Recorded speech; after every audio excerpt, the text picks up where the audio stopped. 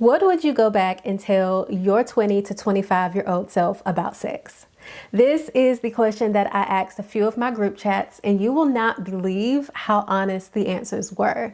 So if you're in your 20s and you're still trying to figure this whole thing out and figure out what you like, or if you are in your 30s, 40s, or 50s and you're just now realizing that something has been missing from your sex life, this week's episode is for you. So put your headphones in or take the kids into another room, because this week we're talking about sex, baby. Let's talk about you and me.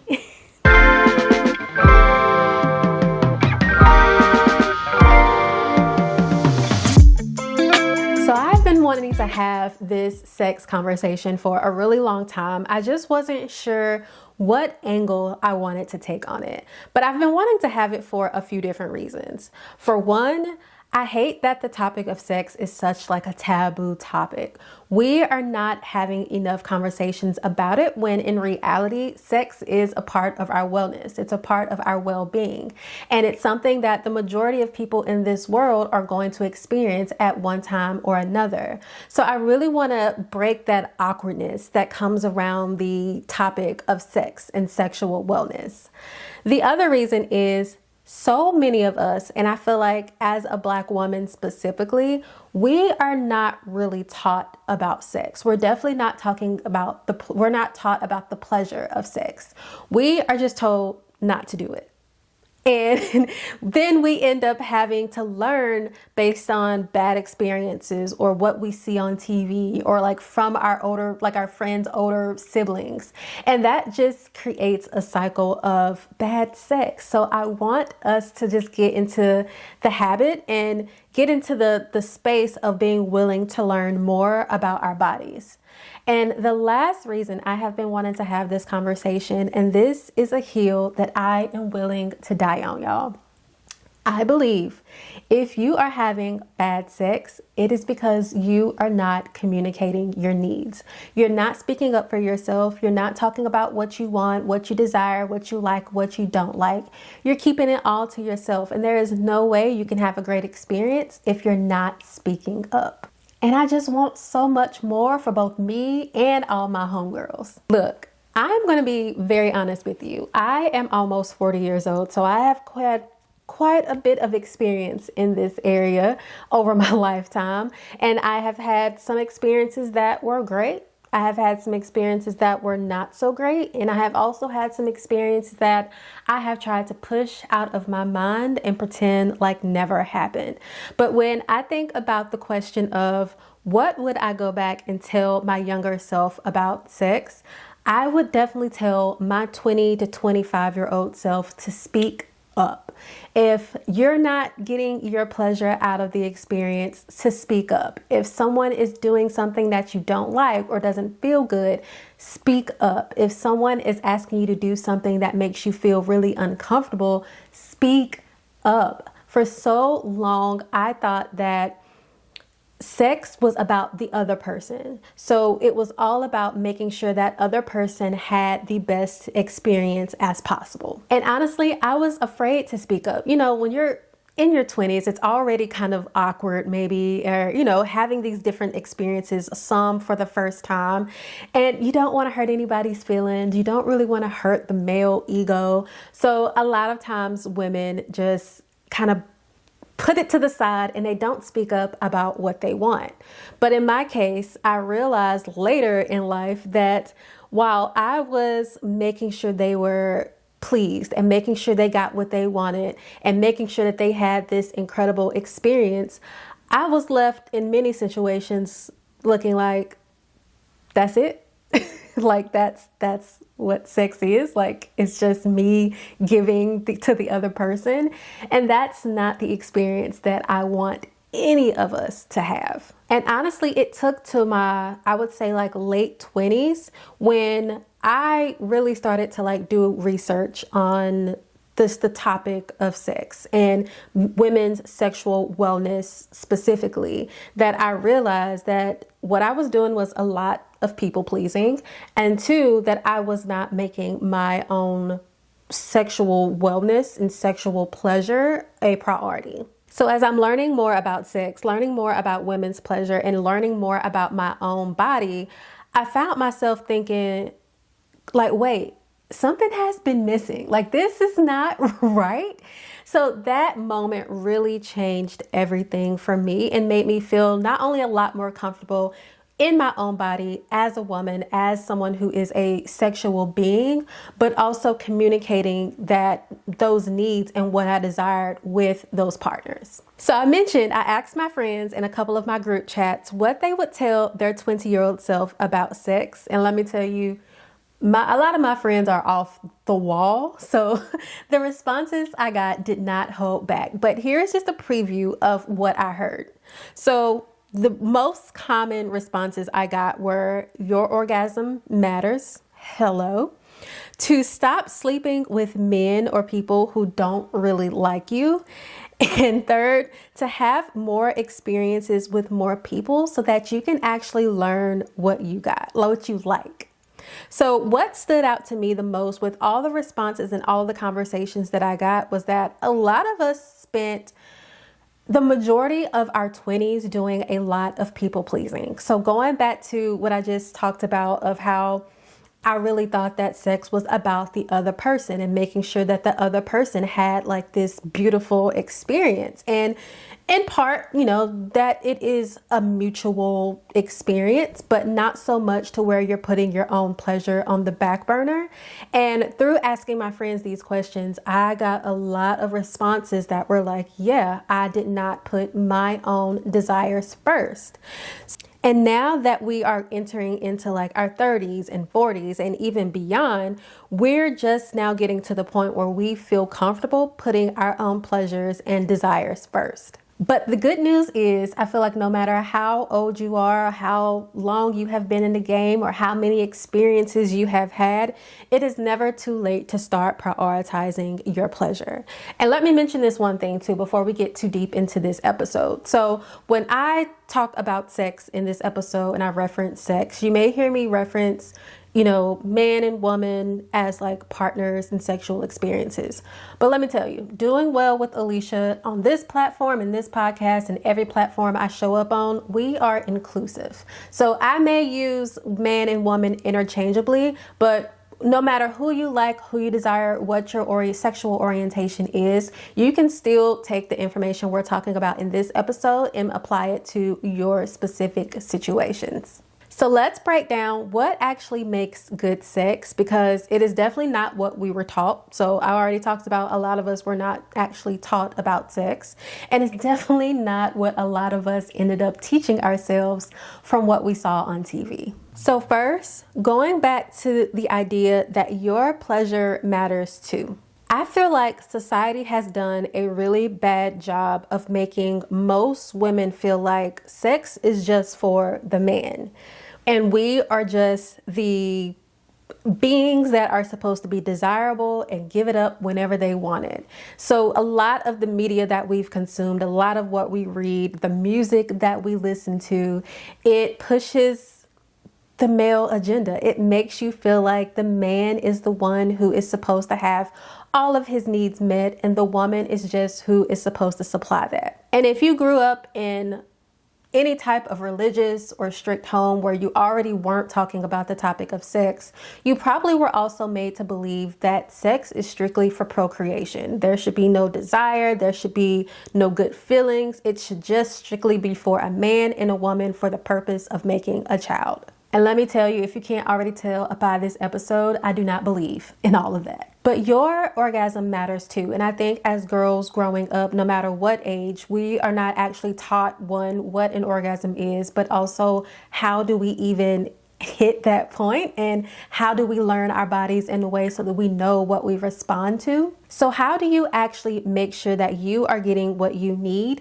and then making sure that it's known that your pleasure matters in any experience? Like I mentioned before, you have to learn to speak up. And I know that it is such an awkward conversation to have, but again, communication is key. Have the conversation with your partner either before, during, or after the experience Compare notes, talk about what you like, what you didn't like, what may have hurt, what may have felt uncomfortable, what you really responded to. Especially if it's a new partner, it is both your jobs to equally learn what the other one likes in order for it to be a mutually beneficial experience. And unfortunately, you cannot leave that up to the male. So if you are having male partners, because a lot of males were taught about sex through TV and porn. So they think those same moves is what's going to work on every single woman because that's what they saw on TV. But every woman's body is different. We all respond to different things, different touches, different senses. So you have to teach your partner about what it is that you specifically like. And if they are actually a good partner, a caring partner, and someone who values your pleasure too, they will receive that and take notes instead of looking at it as you just trying to tear them down or trying to like bury their ego. Another way to make sure that your pleasure and your desires are being met is to simply learn yourself through exploration. And when I say exploration, yes, I also mean masturbation. You don't have to be weird. You don't have to scrunch up your face or nose. It is healthy and it is absolutely normal. So you can't clearly communicate to your partner what you like if you don't know what you like. You have to know what your body responds to. You have to know how your body works. So even take a mirror into the bathroom and just look at yourself. Look at your body. You would not believe how many women who have gone their entire lives without touching or looking at themselves. And also don't be afraid to like use toys. Solo play is a thing and it's another great way for you to learn what your body responds to. And again, it's normal, it's healthy. There are a lot of tools out there that can, help you get to where you need to be. Let's put it like that. I just don't want you to feel like self-exploration is a bad thing, that touching yourself is a bad thing, that learning your body and how it works and seeing how your body works is a bad thing. It is all completely normal and it is your body. And honestly, if you are not comfortable with touching yourself, with learning yourself, with seeing what your body responds to, it's going to be really hard for you to have those good experiences with other people. Also, I think what throws a lot of women off and why a lot of us end up having awkward or not good experiences is because we think that sex is supposed to be a performance, that we need to be doing all these tricks, that I need to put my leg here, my toe here, and be twisted up in all these kind of ways. And it's good to have a bag of tricks. Don't get me wrong. I was married for a long time. It's good to have some things that you could pull out the bag to really surprise people. But it often doesn't take all of that for you to get to where you need to be. So trying to be an acrobat in the bedroom is not going to help you to reach your big O. It is actually just going to be a distraction. And trust me, most men, no matter what they say, they don't even need all of that in order for them to finish. So I told you, like in my later 20s, early 30s, I started doing a lot of research around sex and women's bodies and sexual wellness. And one of the rabbit holes that I found myself in is learning more about the Kama Sutra. So I mentioned to you earlier in the episode that in my late 20s, early 30s, I started doing a lot more research around sex and women's sexual wellness and our bodies and how our bodies work. And one of the rabbit holes that I fell into was learning more about the Kama Sutra. And one of my biggest takeaways from learning more about the practice is learning that sex truly is a group effort, that it really takes both parties being committed to making sure that each other are having the best experience possible. So I learned that like sex should not be rushed. Like I know we see on TV, they get into this heated moment and it's over within like a couple of minutes. Like it's not supposed to be rushed. I also learned that sex should involve all of your senses, including touch outside of penetration. Sex is an experience. No matter how many times you have had it with a partner or how many partners you've had, or if you haven't had any partners yet, it's all an experience. And the only way to truly enjoy the experience is if you take your time, if you communicate with each other, and that you also remember that it should be fun. It does not have to be serious. It doesn't have to be rigid and on a strict schedule. You should be communicating, taking your time, and just having fun. So if you're in your 20s, I want to challenge you to start exploring what feels good to you now, learning more about your body, learning more about what you respond to, what touches you like, what type of touches you don't like. And I want the same for you too if you are in your 30s or beyond and you found yourself maybe faking it, or if you found yourself just going through the motions, or if you are in a dip where you're just not having the best experiences and you want to exciten things up some more, do some research. Like, I'm not saying go watch porn, but you might. I'm not saying do all of that, but like, learn your body again, learn what you like, and make that communication clear so that you can get back into the groove of having great sex. So when I started to prioritize my own experience, I will say that sex no longer felt like something that I had to do. And it wasn't like a chore that I just had to show up for. It actually became fun and something that I realized that I actually have a really big appetite for when it's good. And like, I wouldn't have gotten to those realizations had I not done the research and wasn't committed to making sure that the things I wanted, the things I like, were a priority. But here's the thing, and I know we're going to keep coming back to this topic, but you can know what you want, but if you are not communicating it, that's the theme for this episode. You have to communicate. You can know what you want all day long, but if you're not communicating those needs to your partner, then absolutely nothing is going to change. And I've said it before, that communication truly is everything. Most people are not having great sexual experiences because they are not communicating. You have to be able to speak up if someone is doing something that is making you uncomfortable, if they are doing something that you don't enjoy. And even on the flip side of that, if somebody is doing something that you love, tell them, yes, more of this, please. And I know the girls like to say, yes, I love when my man or my partner, when they talk me through it. That is communication. And it's not, I know it sounds sexy when you're in the moment and he's telling you all of these things and what to do and what to expect and where to put it.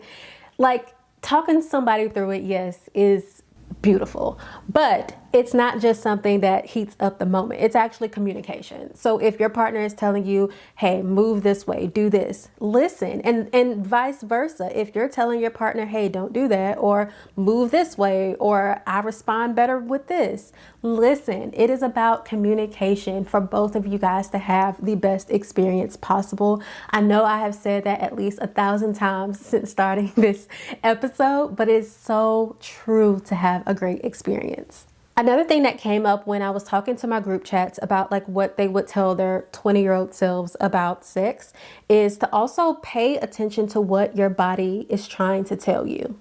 A friend brought up that if you cannot get in the mood, if you're struggling to get in the mood with a specific person, then there's probably a disconnect somewhere that needs to be explored. It probably means that there is a serious conversation that needs to be had about why you're not getting in the mood.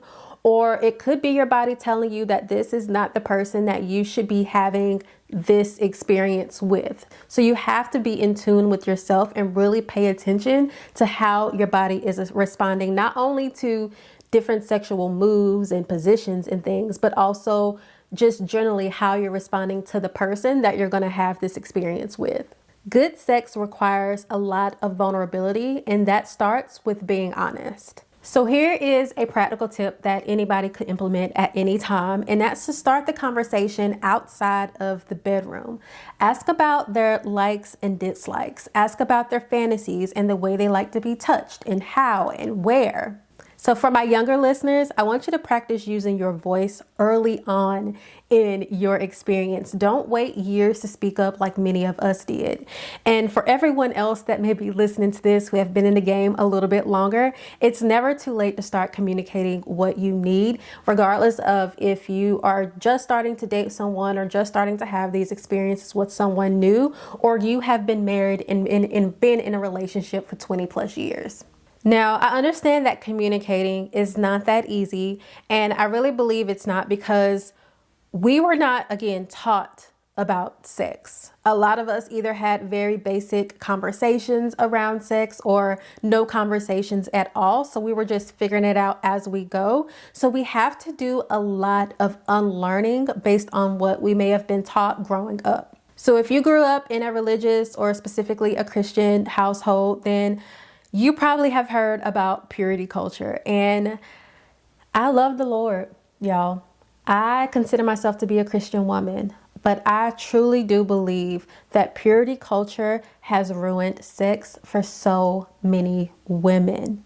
We were taught that our bodies were something to protect, to guard, to save, and not something that we should enjoy or explore, which is why so many women don't even know how their own vaginas look. And if it wasn't purity culture, then it was our parents not really knowing how to have that sex conversation with us. My mom, I remember we were driving in the car and I believe I was on my way to school.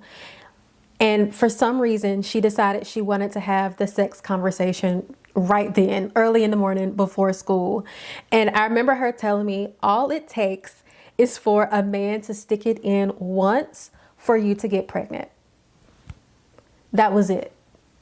That was the entirety of my birds and bees conversation. There was no conversation about like pleasure and it feeling good and protecting yourself. It was, if you let him stick it in one time, you will get pregnant. That's all it takes. So many of us were not given comprehensive education. We were just given fear and shame. And don't even get me started on the sex ed classes that they had us take in school. You remember where your health class was split up into a week of just talking about sex? All they had us do was label our body parts and then show us a video about using condoms and how to avoid catching an STD.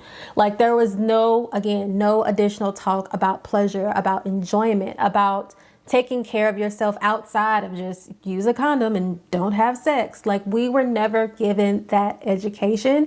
And even going through this, my daughter is still very young. We're not at that stage yet, but it's given me ideas of how I want to have that conversation with her. And of course, tell her about the importance of taking care of herself, importance of not like just giving it out to anybody, but also letting her know that this is what your body is for and it's enjoyable and it should be enjoyable once you reach that stage of life. So of course, when I was having these conversations with my group chat, I asked a few people, what is it that they had to unlearn about sex? And here is what they said. So a few people said that sex is actually better when both people equally care about each other, but that is not always a requirement for good sex. So not necessarily saying you have to be in this big committed relationship with a person in order to have a great experience, but it does matter that each party involved cares about each other's pleasure. Someone else said that having more than one partner, if that is your thing, can teach you about what you actually like. I know a lot of women are told to not have sex until they are married. So going back to like that purity culture idea, and I'm not saying to just be giving it out to everybody, but there's only so many books you can read about sex to learn about what you like. You need to have some experiences. I'm so sorry. It's the truth. You have to have some experiences. So again, I'm not saying go out here and rack up your bodies, but you got to put yourself out there in order to learn what it is that you like and dislike. Also, what came up in my group chat is that there is no right timeline or number.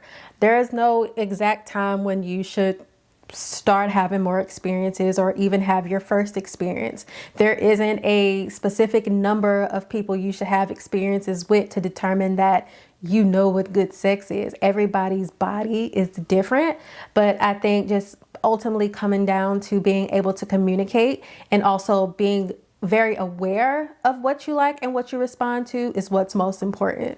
And as you're unlearning, whether it's what you learned as a child growing up or maybe unlearning some of the things you were taught during some of your own sexual experiences, I want you to remember to always honor and know your needs. Being touched in An affectionate and even a non-affectionate way is a basic human need. And I love that one of my friends brought up that touch starvation is real. And I absolutely believe that. If you need that non-sexual affection in order to get into the mood, if you're not someone who can just jump right into it, you need that buildup, then you have to be honest about yourself and also not feel like you have to force yourself to accept anything other than what you need. Having a good sexual experience really does start with how someone talks to you, how someone treats you, how they listen to you and honor your own needs, and how they make you feel safe. And what most people don't understand, and I'm going to say people, but I feel like it's mostly men. What most people don't understand is that foreplay begins way before you're even in the bedroom. It's not always like in the movies where you just randomly show up to this person's house and you end up having this beautiful 5 minutes of, the best time of your life. Now, I'm not saying it can never happen like that. Like, it is very possible to have like an amazing one night stand, but a lot of our bodies do respond to how we are cared for prior to sex even happening. We want to feel seen, we want to feel safe, we want to feel loved, we want to feel cared for, we want to feel desired. And a lot of those things you can make someone feel before you are even in the same room with them, before you even touch them physically. There are so many different ways to implement foreplay into your relationship or into your experience so that when you do get together, it truly is the best experience for both of you. So send that little text like, I've been thinking about you. This is what I'm trying to do. Or send a cute little picture of, you and your favorite lingerie. Or men, do the dishes, clean up for them, buy them dinner, like send flowers. It's really not that hard. But if you are wanting to have, again, that great experience mutually, then foreplay really does start before you even touch the person or are in the same room with them. I also want you to remember too, and I think this is especially important for those who may be younger watching this, but is also remembering that you don't have to do anything that you don't want to do. And if somebody gets mad about the boundaries that you set and uphold, leave. That is not the right person for you. You should not be having experiences with people who cannot respect you or respect your boundaries. And your body will absolutely tell you what it needs. You just have to listen. So if you're ever in a position where I don't like this, I don't want to do this, I don't feel right around this person, you can leave. Don't ever let anyone pressure you into doing something that is uncomfortable, that you may not be ready for, or that you may just not be 100% cool with. So for my younger girls who are listening to this, learn to honor your needs and your yeses. So what do you like and what don't you like? What do you need to be able to have a great experience? Learn that and communicate that well. And for my women who have been doing this for a while, but you maybe, having a new situation with someone, or maybe you've been in a relationship for a really long time, I want you to check in with yourself and just ask yourself, are your needs being met? Reflect on the past few experiences that you have. Do you truly feel like you are being seen, heard, and taken care of? And this conversation is not about being selfish. Again, I said that learning a lot more about the Kama Sutra, I'm learning that a great experience takes both parties willing to make a great experience for each other. So this is not about being selfish. It's not meaning you going in the bedroom and saying, after I get mine, I'm done. It's not about being selfish at all, but it is self-care. Communicating is self-care. Prioritizing your needs is self-care. Unlearning some of the toxic things we have been brought up to believe about sex is self-care. Learning how to take care of yourself as you're having these different experiences with different people is self-care. So I know this was a lot, and I felt like I was repeating myself a lot, but communication really is key. Speaking up to yourself for yourself really is key. Learning your own body really is key. But let's just bring this all together. So, I like to sum it up into one sentence. So good sex isn't about performance or tricks. It's about presence, communication, and actually giving a damn about your own pleasure. And I really want you to sit with that. Whether you are 25, 45, 65, whether you are single or you're partnered up, or you are still trying to figure things out, I want you to remember that your pleasure actually matters. And because you know I love a little journaling moment, I have some reflection prompts that I want you to work through.